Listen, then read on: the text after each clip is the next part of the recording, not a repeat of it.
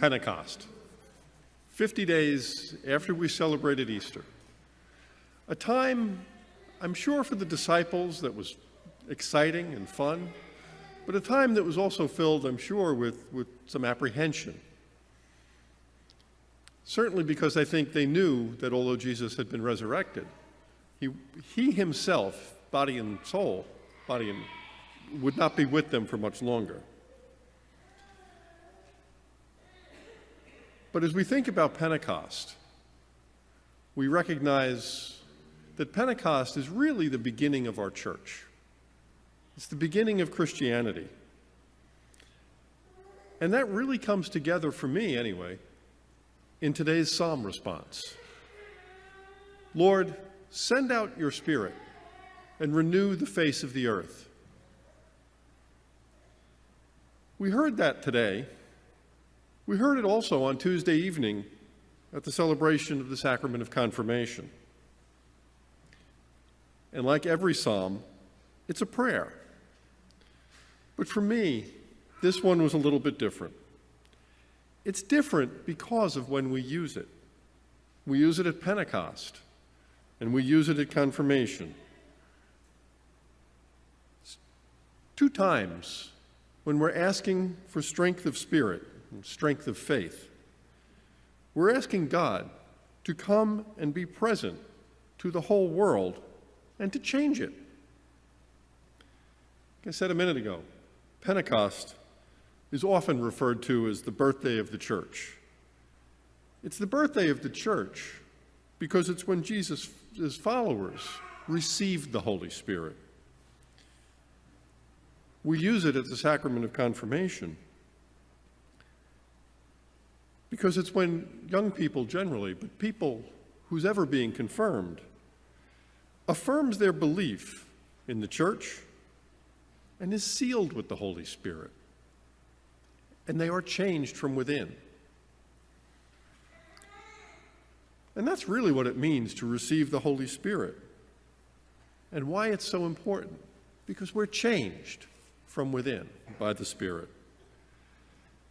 To borrow a little bit from Father Bob's homily at confirmation on Tuesday evening, the Holy Spirit means that you come to know God in a very different way. In receiving the Holy Spirit, we come to know a God who is different than the God that many people that we run into and many people that we talk to would describe him as. Unfortunately, in my life, and I suspect in yours, many people think of God as a distant God, a God who gives us rules to live by and a church to enforce those rules, a God who is more concerned with being right than being merciful. And quite honestly, if that's the God we have to believe in, it's going to be difficult to believe. But in receiving the Holy Spirit, the disciples 2,000 plus years ago, each of us at our own confirmations, our young people this past Tuesday, we come to know a very different God. We come to know a God who is intimate, a God who dwells in us, a God who is caring, loving, merciful. For me, anyway, most importantly, a God who is forgiving. That's the God that we need to know. That's the God that everyone needs to come to know. And in receiving the Holy Spirit, we do come to know him. And we discover that he's really quite easy to love and to follow. The only real problem I have with having come to know this loving and caring and forgiving God, the only real problem I have with that is because he dwells in me, I know when my behaviors don't reflect that love or care or forgiveness.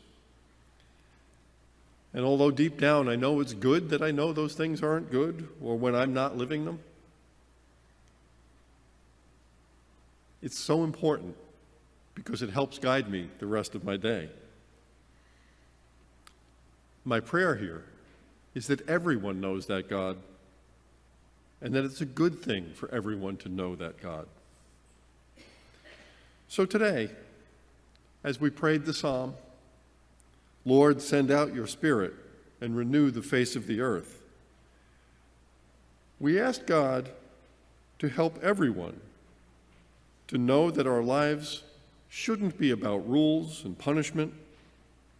No, all of our lives need to be about love and care and mercy and forgiveness.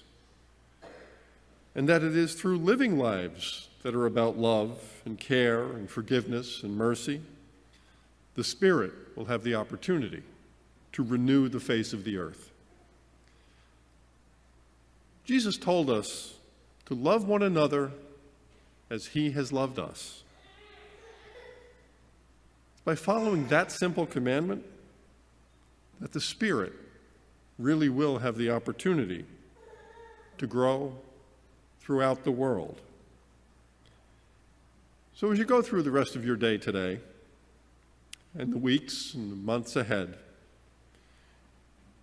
enjoy celebrating the birthday of the church. Know that you are loved by a caring, merciful, and forgiving God. And remember to love one another always.